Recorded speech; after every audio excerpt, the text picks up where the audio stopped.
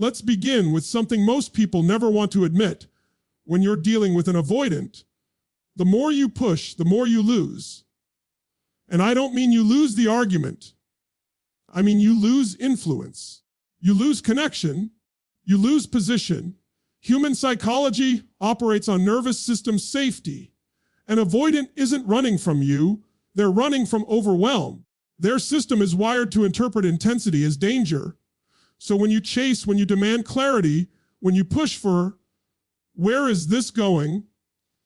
At the peak of your anxiety, what they hear is threat. And when the nervous system feels threatened, it does not lean in, it retreats. Most people think persistence equals love. But with an avoidant, persistence at the wrong time equals pressure. And pressure activates their deepest coping mechanism, distance. Here's the paradox. The more emotionally activated you are, the more you want resolution now. You want reassurance now. You want certainty now. But that urgency is precisely what collapses the interaction. Because timing is not about when you feel ready to speak. It's about when they are capable of receiving. That distinction changes everything. If you confront an avoidant during their moment of withdrawal, you are arguing with a closed door. They are not present. Their body might be in front of you, but psychologically, they've already stepped back. You can present logic. You can present evidence. You can present heartfelt emotion. None of it lands. Why? Because their system is in protection mode. Pressure makes them smaller. And here's the deeper philosophical truth: control is often disguised as urgency.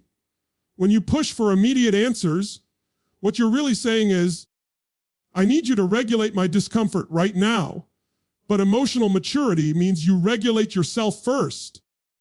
Power and timing begins with self-mastery.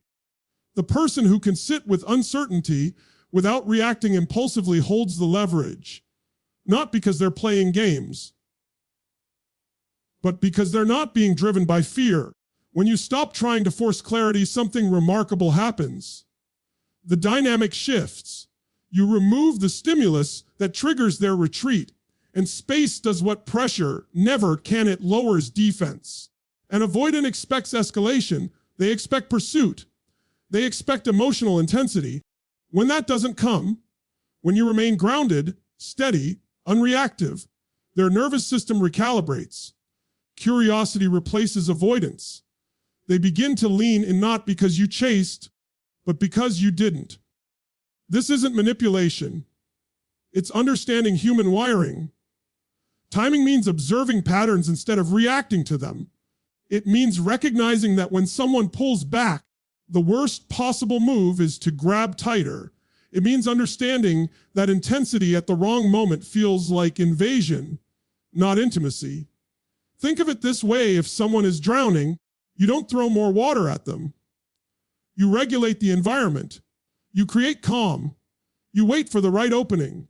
And this requires strength, because restraint feels unnatural when you're emotionally invested. Silence feels like weakness when you're afraid of losing someone. But in reality, restraint is discipline. It is composure under emotional fire. And composure communicates something powerful. I am not here to control you. I am here by choice. That energy is magnetic. It signals safety. It signals stability. It signals that you are not dependent on their immediate validation to remain centered. And here's the truth most people miss. The moment you stop pushing for reassurance is often the moment reassurance becomes possible. Timing is power because it respects psychological readiness. It recognizes that connection cannot be forced, only invited. So before you speak, before you confront, before you demand clarity, ask yourself one question: is this the right time for them, or just the right time for my anxiety? Because mastery begins when you understand this pressure creates distance. Patience creates possibility. Now, once you understand that pressure creates distance, the next principle becomes even more counterintuitive. Silence creates space, and space creates curiosity. Most people are terrified of silence in relationships. Silence feels like loss of control. It feels like abandonment. It feels like something is slipping away. So what do? They fill it. They text again. They call again. They clarify again. They explain again. They try to manage the outcome through noise. But with an avoidant, noise is the very thing that keeps the wall up. You have to understand how their internal world works. Avoidants process emotions slowly and privately. They are not wired to resolve feelings in the moment. In fact, intensity overwhelms their system, and when overwhelmed, they detach to regain equilibrium. Silence for them is not absence. It is processing. The problem is when they go silent, you interpret it as rejection, and your reaction to that interpretation determines everything. If you react impulsively, you confirm their expectation. Closeness equals pressure. If instead you remain composed, if you allow silence to breathe, something shifts beneath the surface. You interrupt the pattern. Avoidants often expect pursuit. They anticipate that once they withdraw, the other person will escalate. When that escalation doesn't come, when you don't chase or accuse or dramatize the distance, their nervous system doesn't receive the usual confirmation that intimacy equals suffocation. It receives something new, space, and space does something powerful. It reduces threat. When threat reduces, reflection begins. Curiosity is born in calm environments. If someone feels crowded, they focus on escape. But if someone feels free, they begin to evaluate what they actually want. And many avoidants only recognize the value of connection when they are not fighting to protect themselves from it. This is not about playing hard to get. It's about respecting psychological rhythm. Silence becomes powerful when it is intentional, not resentful. There's a difference between silent treatment and grounded stillness. One is punishment. The other is strength. One says, I'm trying to make you feel what I feel. The other says, I trust the process enough not to force it. When you hold your ground without chasing, you create an emotional vacuum, and human beings are naturally drawn to fill vacuums. The moment you stop functioning in the connection, the dynamic rebalances. The energy has room to circulate again, but this requires internal security, because silence will test you. It will trigger your fears. It will whisper stories in your mind about being forgotten or replaced. That is where your real work is. Mastering silence isn't about controlling them. It's about regulating yourself. If you can sit in uncertainty without spiraling, you demonstrate something rare emotio, now stability. And stability is profoundly attractive to someone who fears emotional chaos. Think about it philosophically. Attachment anxiety says, prove to me I matter. Avoidance says, don't overwhelm me. Silence, when grounded, says, I matter, and I'm not here to overwhelm you. That balance changes the chemistry of the interaction. You're no longer reacting. You're responding. You're no longer filling the gap. You're allowing space for mutual movement. And in that space, something unexpected often happens.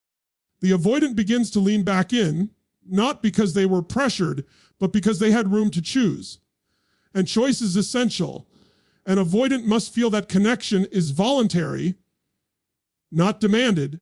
When they feel free, they feel safer. When they feel safer, they feel closer. So the next time silence shows up, don't rush to kill it. Observe it. Respect it. Strengthen yourself within it. Because sometimes the most powerful thing you can say in a relationship is nothing at all. Silence, when grounded in strength, turns distance into desire. Now, this is where most people fail, not because they don't care, but because they care too much in the wrong state. Emotio, now regulation before communication, is everything. You cannot have a productive conversation with an avoidant, or with anyone for that matter, if your nervous system is flooded. When you're hurt, angry, anxious, or desperate, you may believe you're expressing vulnerability. But what's actually happening neurologically is escalation. Your tone tightens. Your body shifts. Your words carry urgency, and urgency to an avoidant feels like pressure. Remember what we've already established: pressure activates retreat. So when you initiate a serious conversation while emotionally activated, you're not inviting connection, you're triggering defense. And once defense is triggered, logic no longer matters. Timing collapses. The real discipline isn't choosing the perfect words. It's choosing the right state. Psychologically, human beings co-regulate. We respond to each other's emotional signals unconsciously. If you approach someone with agitation, even if your words are calm, your energy communicates instability, and an avoidant whose system is hypersensitive to emotional overwhelm will instinctively distance. This is why emotional mastery is the foundation of timing. Before you speak, ask yourself, am I grounded or am I seeking relief? Because if you're seeking relief, you're about to use the conversation as a way to discharge your discomfort. And that creates an unspoken demand. Fix how I feel. That demand is subtle, but it's powerful. Avoidants resist emotional obligation. The moment they sense they are responsible for regulating your state, they pull back. So what does regulation look like? It looks like pausing instead of reacting. It looks like taking time, hours, sometimes days, to process your emotions privately before engaging. It looks like separating your feelings from your delivery. You can be hurt. You can be disappointed. You can want clarity. But you must communicate from steadiness, not from surge. There's a philosophical principle here that goes beyond relationships. Power flows to the most regulated person in the room. The one who can remain centered while emotions rise holds influence, not because they suppress feeling, but because they channel it. If you approach an avoidant calmly, voice steady, posture open, tone measured, you create psychological safety. You signal that this is not an ambush, not an interrogation, not an emotional explosion, just a conversation. And safety changes everything. When someone feels safe, their nervous system stays online. When their nervous system stays online, they can listen. When they can listen, connection becomes possible. But if you speak while dysregulated, even valid concerns sound like accusations. Even simple requests sound like demands. And once the avoidant feels cornered, their withdrawal feels automatic, almost reflexive. This is why emotional regulation isn't weakness. It's strategic strength. You are not denying your emotions. You are deciding when and how to express them in a way that increases the probability of being heard. And here's the deeper truth. When you learn to regulate yourself, you stop needing immediate reassurance. You become less reactive, less urgent, less fearful of temporary distance. That internal stability alone shifts the relational dynamic, because now you're not approaching from scarcity. You're approaching from clarity, and clarity feels safe. If you want to master timing, master your state first. Don't speak at the peak of emotion. Speak at the plateau. Don't confront in the storm. Wait for stillness. The quality of your state determines the quality of your outcome. Regulate first. Communicate second, because the calmest voice in the room is the one that gets heard. Now, once you've learned not to push, not to panic in silence, and not to communicate from emotional flooding, the next level of mastery is this: recognize the cycle. Because distance with an avoidant is rarely random. It is patterned. Most people experience the withdrawal and immediately personalize it. What did I do? What changed? Are they losing interest? And the mind, desperate for certainty, starts creating stories. But when you understand the avoidant attachment pattern, you begin to see something different. You see rhythm, closeness, intensity, overwhelm, withdrawal, reset, return. That loop repeats more often than people realize. In the beginning, closeness feels intoxicating. They lean in. They open up. They're warm, attentive, present. And just when you start to feel secure, something shifts. Communication slows, energy changes. They become distant. And if you don't understand the cycle, you interpret that shift as rejection. But psychologically, what's often happening is internal overload. Avoidance craw. The connection just like anyone else. The difference is that intimacy activates both desire and fear. The closer they feel, the more vulnerable they feel. And vulnerability to their nervous system can register as danger. So withdrawal becomes regulation. It's not always about you. It's about equilibrium. Now here's where timing becomes powerful. When you recognize the cycle, you stop reacting impulsively during the withdrawal phase. Instead of chasing, you observe. Instead of escalating, you stabilize. You allow the reset. Think of it like a pendulum. If you try to grab the pendulum at the peak of its swing, you create more chaos. But if you allow it to complete its arc, it naturally returns towards center. The avoidance distance is often that arc, a swing away to regain internal balance. And if you respond to that swing with anxiety, accusation, or emotional pressure, you amplify it. You push the pendulum farther out. But if you remain grounded, something remarkable happens. The swing shortens over time. The distance becomes less dramatic. The returns become quicker because you're no longer feeding the fear response. This requires emotional discipline. It requires you to detach from the narrative that every withdrawal is abandonment. Instead, you begin to see it as a phase, predictable, temporary, and manageable. And that shift in perception changes your behavior. You stop sending paragraphs during their quiet phase. You stop demanding immediate explanations. You stop turning a temporary reset into a permanent rupture. You conserve your energy. You focus on your own stability. And when their nervous system resets, when they begin leaning back in, that's when timing matters again. That's when calm communication can land. That's when clarity has space. But if you misread the cycle, you will always act at the wrong moment. There's a deeper philosophical layer here. Wisdom is the ability to recognize patterns without being consumed by them. Immaturity reacts to moments. Maturity understands momentum. The avoidance cycle has momentum. And if you can anticipate it without resentment, you move from chaos to strategy. Now, this doesn't mean you tolerate unhealthy behavior indefinitely. It means you stop being surprised by predictable patterns. You stop personalizing protective mechanisms. You stop fighting the rhythm and start understanding it. B, because mastery of timing is mastery of pattern recognition. When you see the cycle clearly, you stop panicking at the distance.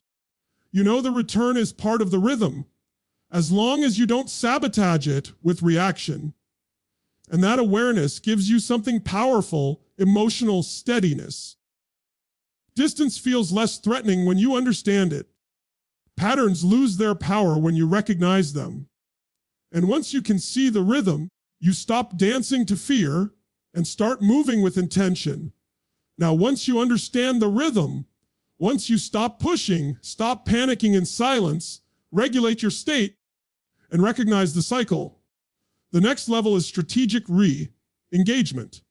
Because timing is not just about when to stay quiet. It's about when to step back in. And this is where most people sabotage progress.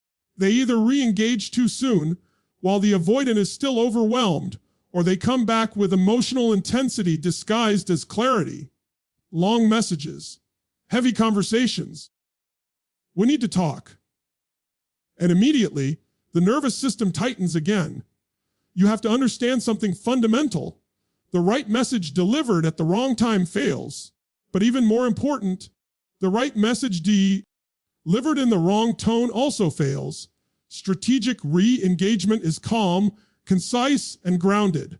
When an avoidant begins leaning back in, maybe they text casually, maybe they initiate light conversation, maybe their energy softens. That is your window, not to unload, not to interrogate, but to reconnect steadily, short, clear, no emotional flooding. Why? Because you are reinforcing safety. If every reconnection turns into a high-stakes emotional summit, Their system will associate returning with consequence. But if reconnection feels easy, light, respectful, their nervous system learns that closeness does not automatically equal overwhelm. This is behavioral conditioning at a subtle level. You are teaching the dynamic what to expect. When they lean in and you remain regulated, you reward closeness with stability. When they return and you respond with appreciation rather than accusation, you reshape the pattern. That doesn't mean you suppress your needs. It means you sequence them wisely. Timing is sequencing. There will be moments for deeper conversations, but those moments must be chosen, not triggered. You don't bring heavy emotional topics at the first sign of warmth. You allow consistency to build first. You allow safety to deepen. Think of it like rebuilding trust with someone who fears heights. You don't take them to the edge of a cliff immediately. You walk them gradually up the hill. And here's the deeper psychological principle. People move toward what feels manageable. If reconnection feels manageable, it continues. If it feels overwhelming, it retreats. Strategic re-engagement also means detachment from outcome. You're not stepping back in to secure guarantees. You're stepping back in to observe alignment. There's strength in that posture. You're participating, not clinging. Your energy communicates, I am open, but I am not desperate. That subtle difference changes everything. Because desperation pressures. Openness invites. An invitation allows choice. Remember, avoidants need to feel that connection is voluntary. If they sense they are being pulled back into emotional intensity before they are ready, they will resist. But if they feel they are choosing to lean in, without force, they lean further. This is patience paired with precision. You don't re-enter emotionally charged. You re-enter centered. You don't seek immediate definition. You allow rhythm to stabilize. You don't make every return a test of commitment. You treat it as momentum building. And here's where maturity shows itself. You observe whether the pattern is evolving. Is the distance shortening? Is communication becoming more consistent? Is there gradual growth? If yes, your timing is working. If not, that information matters too. Strategic timing is not about holding on at any cost. It's about engaging wisely while evaluating reality. Because true power is not in forcing connection. It's in choosing when to offer it. Re-engage calmly. Re-engage clearly. Re-engage without emotional debt attached. Let your steadiness be the invitation, because when reconnection feels safe, it becomes sustainable. And sustainable connection is built not on intensity, but on intelligent timing. Now we arrive at the final level of mastery, and it's the one most people resist the most. Knowing when to walk away.